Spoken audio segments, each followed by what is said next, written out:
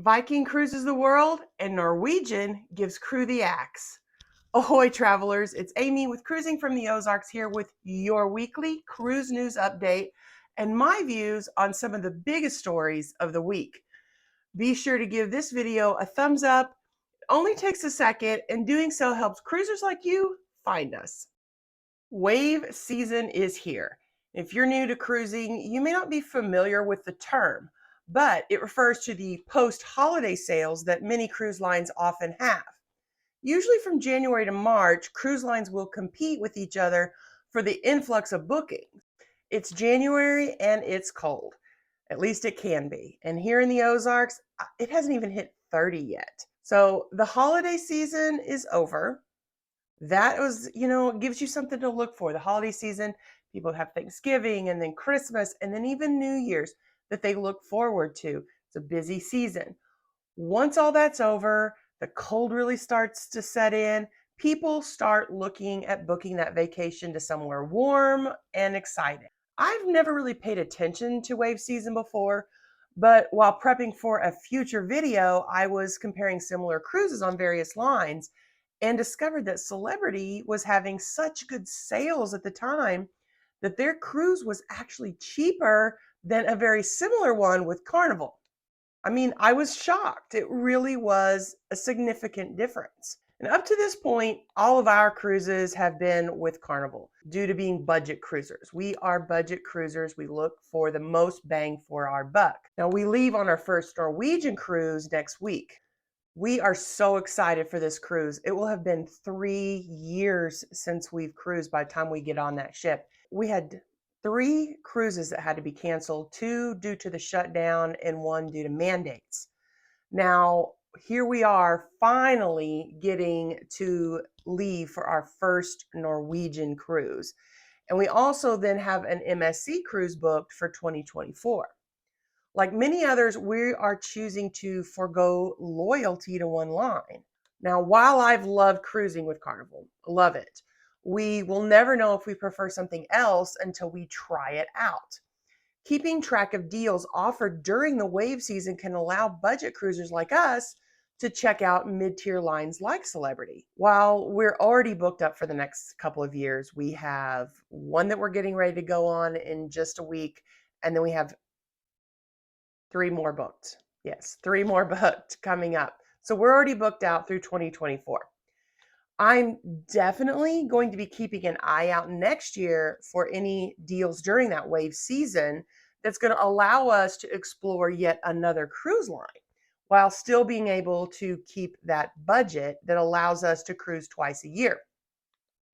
So here's your question for the day. Are you someone who carefully budgets your cruises so that you can cruise twice a year, or do you choose to go all out on a more expensive cruise and only go once a year? Drop a comment below, let me know. Viking has christened their newest ship, the Neptune, during its current 22-23 World Cruise. It has plans to visit 57 ports in 28 countries over 138 days. They also announced their 2024-2025 World Cruise itinerary, which is 180 days and visits 85 ports in 37 countries on 5 continents. Viking is offering their 180-day World Cruise starting at $80,000, and you can request a quote. So I have a feeling that you aren't booking that cruise for much less than $100,000. Or at least you're going to spend that much by the time you're finished.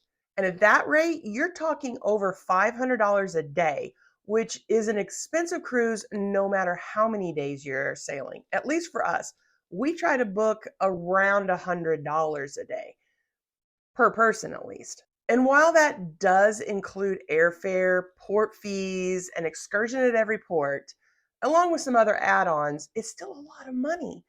I would love to go on a world cruise after I retire. Seriously, what an amazing adventure. But there's no way I'm ever going to be affording something like that unless I win the Mega Millions lottery or something, which is definitely unlikely to happen since I've not bought a lotto ticket for that. Maybe I should. If you've made it this far, you should consider subscribing to the channel. Doesn't cost you a thing, and it does help other cruisers know that our channel has content worth viewing. YouTube then pushes it out to them. We would love it. It would really help our channel out. Make sure you also click the notification bell so that you don't miss any future posts.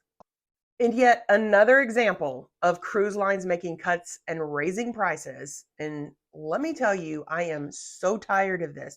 So tired of almost every single week, at least sometimes twice a week, we are getting word that one line or other has cut something or raised prices somewhere else. And for me, for one, I'm tired of it. I have gone on rants about this, and I am sure I will continue to do so. But Norwegian has sent out notices to some of their entertainment staff that their services were no longer required.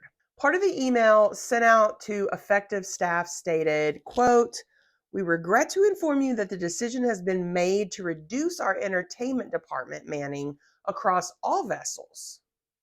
All vessels. And as a result, your scheduled assignment has been canceled and your services are no longer required." It's being reported that some members have had their contracts canceled while others were told while on vacation, which usually means they're between contracts, that they would no longer be needed and not to return to their ship.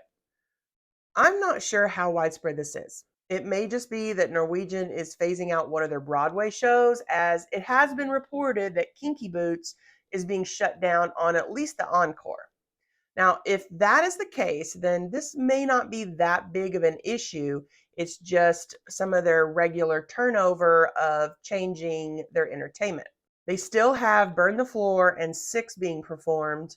However, if they're going to be eliminating entertainment, especially their Broadway shows, then I think they're going to see a lot of complaints from loyal customers who have come to expect higher end entertainment when they sail on Norwegian. Broadway shows are something Norwegian is known for. We are going on our first Norwegian cruise soon, and I am looking forward to seeing Six while on board. Usually, I skip the shows while on Carnival. I've grown up close to Branson, Missouri. We go there all the time. And music theater is huge there. Huge. And with the exception of going to see Ray Stevens when I was younger, I've never enjoyed what amounts to a musical review. Musicians who can't make it big end up singing songs that someone else made famous. It's just not my thing. Musical reviews, when I say that, I do mean something like that, where you have singers who can, you have a couple people who can sing, and you have a few people who can dance, and the dancers are trying to sing, and the singers are trying to dance, and they all get together, and maybe they do a whole review on popular 80s music, or maybe they do something that's music through the ages. That's the last one I went and saw on the Branson Bell, which is a riverboat that just does like a couple hour dinner and show thing. And did not appreciate it. They had one really good singer and a couple of good dancers. And I'm like, this is just not my thing. I like that kind of music, but that's not my thing. I prefer musical theater where you have a storyline, not just music from the 80s. To each his own. But personally, I'd rather see a small town theater group, a bunch of amateurs in a production of a well-known musical, than mid-tier entertainers sing and dance to random songs. If I want to listen to top 40s music, I'll listen to the radio. Now, that's just me. I realize that's not everybody.